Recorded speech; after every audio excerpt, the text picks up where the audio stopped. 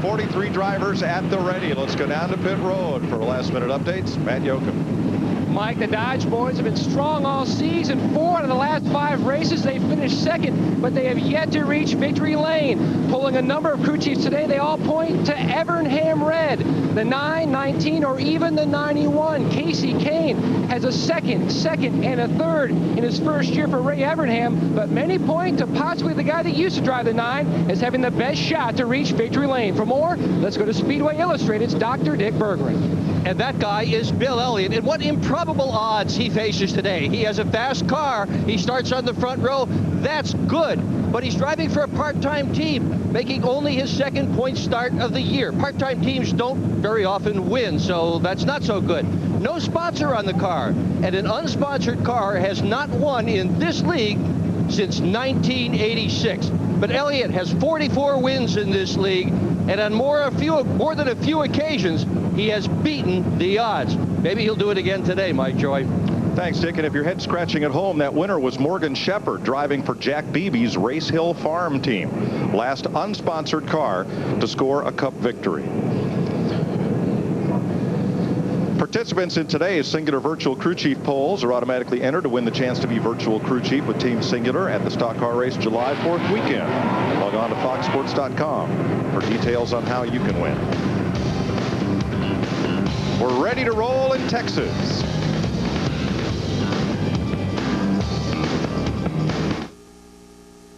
Previously on last week's Demolition Derby high-main episode of As the Wheel Turns, Bristol fan favorite Kurt Busch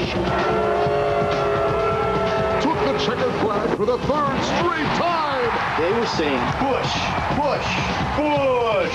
And it was pure rock and roll. Caution, you're about to enter a no spin zone.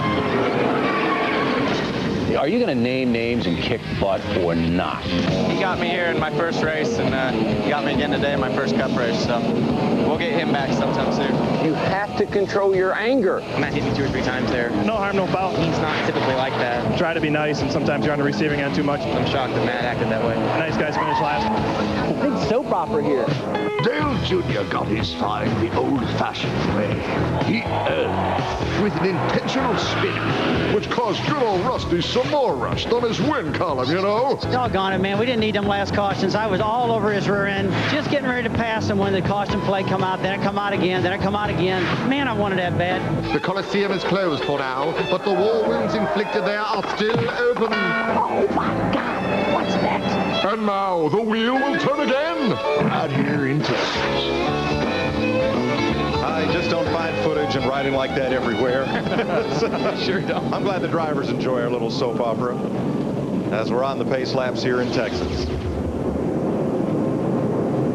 You'll have a look at our starting grid on the bottom of the screen as your niece. Little niece, Macy, in there, right? And I don't know what I'm sure I love you, Dad. Oh, that's great. All those tempers at Bristol, Tennessee, Darrell, how do you keep them all locked up when you hop on the plane to come to a place that is this fast? See, I used to like the old days because we had a lot more short tracks, and so you didn't have to wait so long to get even. You can't do it here. We're running way too fast. But Martinsville's coming. Well, you got to take care of your temper here, Larry, and you got to take care of your equipment. Yeah, I mean, I know the drivers are nervous about these speeds. The crew chiefs are nervous. They're on the hot spot. But if I'm an engine builder, 4 hours, 500 miles, their RPMs, they're sustained the whole time here. They're the guys that's nervous about those 9,400 RPMs all day long with these engines. Let's go back down to pit road. Jeannie Zalasko. Well, when you have a problem with your football team, you can fire the coach, right? And if that doesn't work, then the finger pointing turns to the quarterback. Welcome to the life of Jeff Burton, the front man for the 99 team, really feeling a lot of heat. This team has a lot of backing from Roush Racing. They have very high expectations that they have not lived up to. So as I said, the heat is on. They are not making or taking any excuses right now. And that includes Jeff Burton. He says, I've got the backing. There are no excuses. So he hopes to throw the game-winning touchdown pass, if you will, at the site of his very first Cup win. Steve? Well, Jeannie, it's been 66 races between trips to victory lane for veteran driver Sterling Marlin. Last year, he failed to finish inside the top 5. This year, he's already finished inside the top 5 twice. His crew chief, Lee McCall, said they've made very minor minor changes to that race car. And what a better way to celebrate Mule Day weekend in Columbia, Tennessee, his hometown, than with the win, Mike Joy. Sure hate to miss that, Steve. Well, for some revelations on more engine technology, we're going to Jeff Hammond. You didn't do that. I did. Thanks a lot, Mike. I do appreciate that. That's right. We talked a little earlier. Larry mentioned engines. What's going on here today? That sustained RPMs. A lot of times that last 100 miles will take a heavy toll on valve springs for one thing, rocker arms for another. So you got to be worried about that, as well as the valves inside these race cars today. They'll be seeing a lot of RPM, and by the end of the day, they may give up on you. Thanks, Jeff. Look at your front row as we get set to go in Texas. A lot of veterans up there. Bobby Labonte, Bill Elliott. This race has not been won from the front row in its 7 prior runnings. Here are onboard cameras. A complete tic-tac-toe box of 9 of them that you'll see on our NASCAR on Fox coverage today. And Mike, you mentioned we've been here 7 times, 7 different winners, and only one of those previous winners is starting up in the top 10 today. And that unsponsored car of Bill Elliott. Bill Elliott is the track record holder here, and he's up there on the front row. I don't know, he might break that record today. Yeah, Bobby Labonte did not break the track record in qualifying, but he did run the fastest qualifying lap of this season so far. Take a look at our weather right here. Air temperature is 68 degrees, but we'll pay close attention to this track temperature. This is a very temperature sensitive racetrack. As it cools down, it's very cloudy today. The handling characteristics of these cars will change substantially. For the better, I think, Larry, with the cooler track temperatures. We've been seeing 104 to 110 degrees as these cars have been practicing. I think they're going to like these clouds. Those engines like those cool temperatures. Ooh, that might be a little tough on your gear selection too, but I did hear a lot of cars bumping that rev limiter going down into turn 1. We look at the cars, the crew chiefs like Tommy Baldwin and the crews, but the crowd here is all but overwhelming. Almost 200,000 people are here to watch these cars go 334 laps and complete 500 miles. There you see our pit window, 60 to 65 laps. Good tire here. DW, pull them belts tight. One more time, buddy. Here we go, guys. Here we go. Boogity, boogity, boogity. Let's go racing, boys.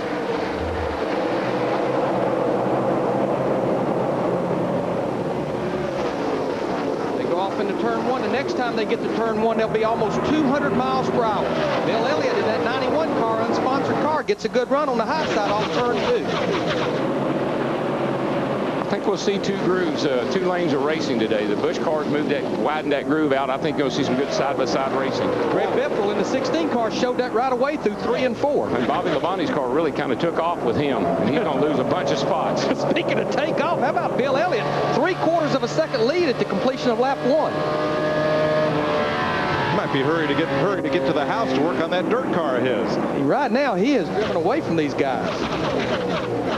And you would expect no less. Absolutely. We're talking about Bill. This is only his 2nd race. He's been working out and resting up. He's ready to go racing.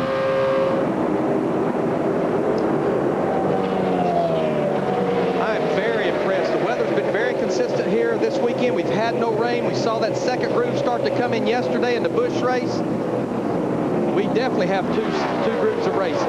Just got to be careful when you're out in that outside lane, because if the guy underneath you happens to make a little move, he can run you up into the loose stuff. It's still a little dirty up there. You saw the 7th place race, Gordon and Mears. How about 2nd place? Greg Biffle has come like he's been shot out of a cannon from lap 2 on. Greg Biffle had a great race car yesterday in the Busch race, and I think he learned a lot. Lost an engine late in the race, but he had a top 5 car all day long. That's Joe Nemechek right behind, and all through the practice sessions this week, the Army car has been the fastest of the Chevrolets. Yeah, I mean, this place has always suited Joe's driving style. He won the Busch Series race here a year ago and always runs well here, always qualifies well as he did again this week. Jeff Gordon trying to work the low side, still against Casey Mears. Jimmy Johnson right with him. You get bogged down. When you come off underneath somebody like that, you got to be real careful. You get bogged down, that guy on the outside gets a good head of steam down the straightaway. Rusty Wallace on the move, catching this group from 10th place. He's caught him. think Rusty, he's feeling really, really racy today. I looked at him this morning. He has on his work clothes. I think he's ready to go. Second place is the battle. Nemechek wants it from Biffle. Look to the inside. Had the steam coming off 4. Greg's going to give him room. His car is so good. Bam, right there in the center of the corner. He's able to pick the throttle up and stay in it all the way off the corner. At least he does right now with those fresh tires. And he has friends, Larry. Here comes the Dale Jr. and Dale Jr.'s car looks real good today. Casey Mears right there with him. Before you open that door, get up high, and here they come.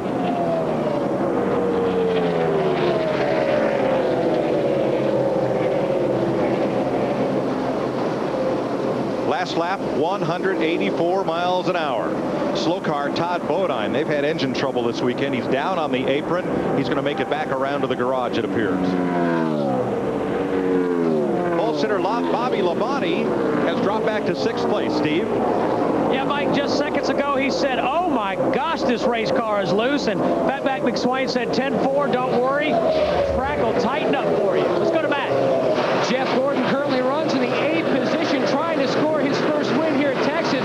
More importantly, trying to score his first top 5 finish of the season. He just told his crew chief, Robbie Loomis, I cannot run on the bottom underneath someone else because it just makes my car, which is already free, even freer. And Larry Mack, we've talked all weekend about how this track tightens up as the run progresses, so you have to start out the run on the free side. Yeah, I mean, you don't want to start the run off loose. You can't run around this racetrack at over 190 miles an hour loose.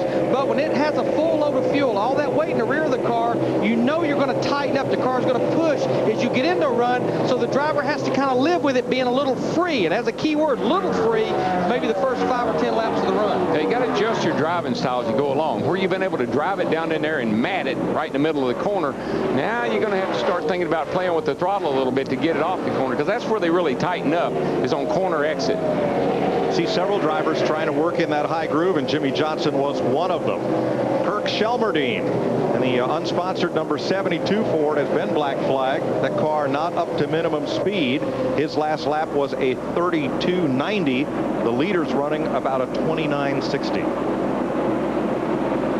And that's the thing we talk about this racetrack, and Jeff Hammond talked about it with the engines. The speeds just don't slow down. This place has so much grip. Unlike its sister racetrack at Atlanta that we raced at a month ago, the speeds just don't slow down, especially on a cool, overcast day like this. What's that due to, Larry? Is it the last time they paved it, age of the paving? Yeah, it's just, it don't have that much age on it. It has only about 4 or 5 years on it, and that's not very much. And I think the other thing, too, they're learning as they pave these speedways, since there have been so many new ones built over the last few years, they're getting a better quality of asphalt.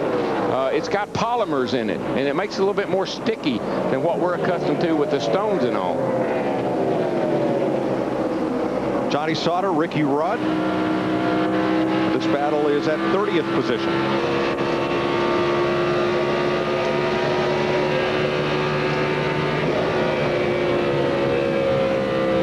Your leader, Joe Nemechek, Dale Earnhardt Jr., Casey Kane, and Greg Biffle has now settled back into 5th place. Dick Berggren. Started in 4th place, so he's dropped back 1 spot from that position. But, you know, he came to this racetrack with a terrific race car, and he's had a good time here so far. 2nd in the first practice, 2nd in the second practice, 4th in happy hour. But I talked to him this morning, and he said the car was just fair. He came on the radio just a little while ago, said he's loose going into the corners and tight coming out. But they're going to work on it. They'll make him faster. Jeannie? Matt Kenseth came to the track today feeling very confident, got a win in the Busch race on Saturday, said that felt really good because the cars are similar, very, very similar, and similar problems that Matt had in yesterday's race. The car real loose. I talked to his crew chief, Robbie Reiser, this morning, and he said that was their thought process anyway, that the car would start off loose, factoring in the weather, factoring in the track conditions, that the car would come to him eventually. Thanks, Jeannie. Bill Elliott leads in a Dodge. Joe Nemechek's Chevy, Casey Kane's Dodge, Dale Earnhardt Jr.'s Chevrolet, and Greg Biffle's Ford are the front 5 in Texas after 13 laps. You're watching NASCAR on Fox.